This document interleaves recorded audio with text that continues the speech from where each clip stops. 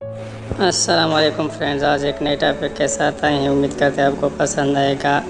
اگر آپ اس چینل پر پہلی دفعہ آئے تھے تو چینل کو سبسکرائب کریں اور بیل کا آئیکن دبائیں۔ اجنبی مہمان۔ مجھے کمرے میں کچھ گڑبڑ محسوس ہوئی اور میں نے اٹھ کر چاروں طرف نظریں گھمائیں۔ پھر ایک جانب مجھے کوئی چیز تیزی سے حرکت کرتی نظر آئی۔ چند ماہ پہلے کا واقعہ ہے، مگر میرے لیے انتہائی یادگار بن گیا، کیونکہ یہ نہ صرف یادگار ہے بلکہ خاصا بھروسہ اور دلچسپ بھی ہے۔ میرے بھی ایک امتحانات ہونے والے تھے، مگر ان سے کچھ ہی دن پہلے اچانک میری طبیعت خراب ہو گئی۔ کئی روز تک بستر سے ہلا جلا بھی نہ رہ گیا۔ نقاہت اس قدر تھی کہ ویسے اٹھتی تو سر چکرانے لگتا اور مجبوراً مجھے دوبارہ لے جانا پڑتا۔ اس سب میں پڑھائی بھی ڈسٹرب ہو کر رہ گئی تھی۔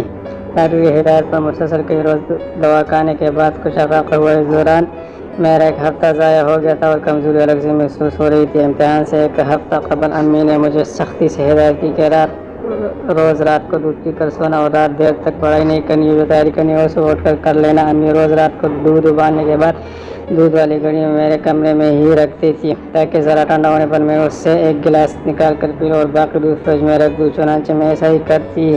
یہ 2 روز کی بات ہے۔ میں پڑھائی ختم کرنے کے بعد اٹھی، دودھ والی گھڑی سے دودھ نکال کر گلاس میں ڈالا اور خود پینے کے بعد یہ سوچ کر لیٹ گئی کہ ابھی دودھ گرم ہے، تھوڑی دیر بعد اسے فریج میں رکھ دوں گی۔ جانے کے اس وقت میری آنکھ لگ گئی اور میں گہری نیند سو گئی۔ رات کا جانے کون سا پہر تھا جب میری آنکھ اچانک کسی برتن کے گرنے کی آواز سے کھل گئی۔ میرے مجھے کمرے میں کچھ مشغولی محسوس ہوئی اور میں نے اٹھ کر چاروں طرف نظریں گھمائی۔ پھر ایک جانب مجھے کوئی چیز تیزی سے حرکت نظر آئی، جسے دیکھ کر میری ہضم بند ہو گئی۔ جو چھوٹی سی کوئی چیز کمرے میں کے فرش پر تیزی سے چل رہی تھی اور اس کی اس حرکت سے برتن گرنے کی آواز پیدا ہو رہی تھی۔ اب میری نظریں نیم اندھیرے میں کچھ حد تک دیکھنے کے قابل ہو گئی تھی۔ اب جو میں نے غور سے دیکھا تو معلوم ہوا کہ کوئی سیاہ رنگ کی چیز دودھ والی گھڑی کو لے کر اوپر نیچے ایسے اچھل رہی ہے جیسے کوئی گیند ہو اور اس سے وہ برتن گرنے جیسے آواز پیدا ہو رہی تھی، مگر ابھی تک میں یہ بات سمجھ نہیں آ سکی کہ آخر وہ کیا چیز ہے۔ اب شاید اس سیاہ چیز کو میری موجودگی کا احساس ہو گیا تھا اور اس نے زیادہ زور سے اچھلنا شروع کر دیا۔ میں اگرچہ بہت خوبصورت تھی مگر نہ تو چیخ رہی تھی اور نہ کمرے میں سے بھاگنے کی کوشش کی تھی۔ پھر میں نے ہمت جمع کی اور اٹھ کر کمرے کی لائٹ جلا دی۔ اب منظر واضح تھا، سو میں نے گھڑی کی طرف بغور دیکھا اور بے اختیار میرے منہ سے نکلا سیاہ رنگ کی بلی گھڑی میں منہ پھنسائے بیٹھی تھی۔ اب چونکہ اس کا منہ گھڑی کے چھوٹے سے منہ میں پھنس کر رہ گیا تھا، اس لیے وہ جھنجھلاہٹ اچھل کر دکھا رہی تھی۔ کمرے میں ادھر سے ادھر اس کی بھاگ دوڑ ایک عجیب منظر پیش کر رہی تھی اور مجھے سمجھ نہیں آ رہی تھی کہ میں کیا کروں۔ بلی کی کوئی مدد کروں یا اسے پکڑوں، کچھ سمجھ نہیں آ رہی تھی۔ بلی اس قدر اشتعال میں تھی کہ اسے پکڑنا بھی ممکن نہ تھا۔ اس دوران میرے کمرے سے آوازیں سن کر امی اور بھائی بھی آ گئے۔ اب سب کے سامنے وہی منظر تھا جسے میں کئی منٹ سے دیکھ رہی تھی۔ کسی کو بھی میری طرح اس بات کا سمجھ نہیں آ رہا تھا۔ پھر قدرت نے خود ہی اس کا حل نکال دیا۔ بھاگتی ہوئی بلی اچانک دیوار سے ٹکرائی اور پھر اس نے زور سے اپنے سر کو جھٹکا دیا۔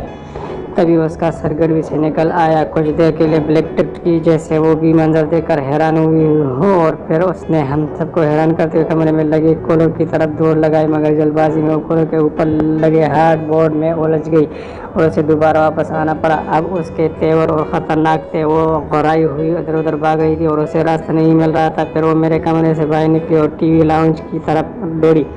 اب بھائی نے آگے بڑھ کر ٹی وی لاؤنج سے باہر جانے والا دروازہ کھول دیا۔ بلی فوراً اس طرف آئی اور باہر نکل گئی۔ یوں یہ معاملہ ختم ہو گیا۔ اب اس بات پر غور شروع ہوا کہ بلی کے ساتھ کیا اور کیسے ہوا۔